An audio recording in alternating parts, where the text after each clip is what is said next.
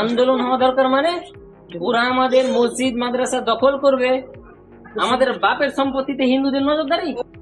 এই জন্য আমি কিছুতেই মেনে নিতে পারছি না। আমাদের আন্দোলন করতে হবে শান্তিপূর্ণ ভাবে, নইলে আমাদের একটা ভুলের কারণে সরকার এই আন্দোলনকে কমিয়ে দেওয়ার একটা বড় সুযোগ।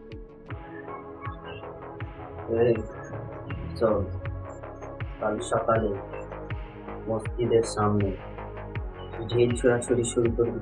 আর শোন, ওরা যখনই ওয়াকাফের আন্দোলন শুরু করবে পিছন দিক থেকে হামলা করবে।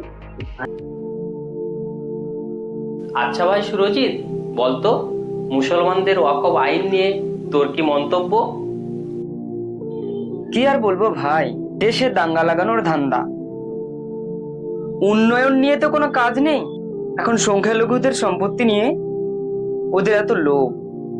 সংখ্যালঘুদের সম্পত্তি নিয়ে দেশের কারোর কি কোনো আপত্তি ছিল?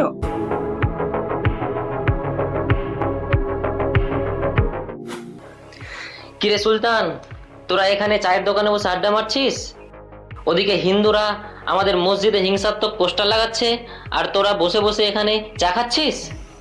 শোন ভাই, সমাজে কিছু কীট বসবাস করে, আমাদের উচিত তাদের থেকে সব সময় সাবধানে থাকা, কারণ সবাই তো আর খারাপ নয়। এই যে যেমন আমার ছোটকালের বন্ধু সুরজিৎ, সে আমাদের সব সময় সম্প্রীতি শিক্ষা দেয়। তাই কোনো একটা গোষ্ঠী বা দলের জন্য পুরো সম্প্রদায়কে দোষ দেওয়া ঠিক নয়। তো বাচ্চারা, তোমরা নিশ্চয়ই জানো 1947 সালে ভারতবর্ষ স্বাধীনতা লাভ করে। স্বাধীনতা লাভের পর গান্ধীজি একটা বিখ্যাত উক্তি বলেছিলেন, হিন্দু মুসলিমদের মধ্যে যদি ভ্রাতৃত্ব বজায় রাখতে না পারি তাহলে এই স্বাধীনতা অর্থহীন। এরকম উক্তি শুনতে চাও? পাশের বাড়ির জানালার গাছকে ভেঙে দিল।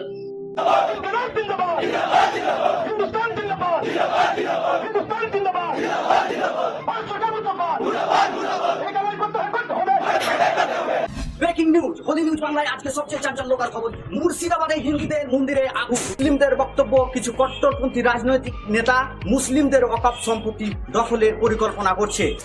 দেখুন, দাঙ্গাবাজরা হিন্দু বা মুসলিমের নয়, তারা মানবতার শক্তি। ওয়াকফ বিল প্রত্যাহার চাই, কিন্তু দাঙ্গা নয়। আমাদের ভুলে গেলে চলবে না, এই আন্দোলন হিন্দুদের বিরুদ্ধে নয়, এই আন্দোলন কিছু কট্টর রাজনৈতিক নেতাদের বিরুদ্ধে। আমি এই মুর্শিদাবাদে 48 বছরের বেশিও বাস করছি, কিন্তু আমাদের কোনোদিনও হিন্দু মুসলিম নিয়ে ঝামেলা হয়নি, বরঞ্চ আমরা একে অপরের পাশে দাঁড়িয়েছি। কিন্তু একদল গদি মিডিয়া এসে আমাদের সমাজকে অপপ্রচার করছে। তাই আমি কেন্দ্রীয় সরকারের কাছে আবেদন করছি যে আমাদের হিন্দু মুসলিমকে একসাথে থাকতে দিন। এমন কোনো আপত্তিকর আইন আনবেন না যে আমাদের মুসলিমদের ক্ষতি করে।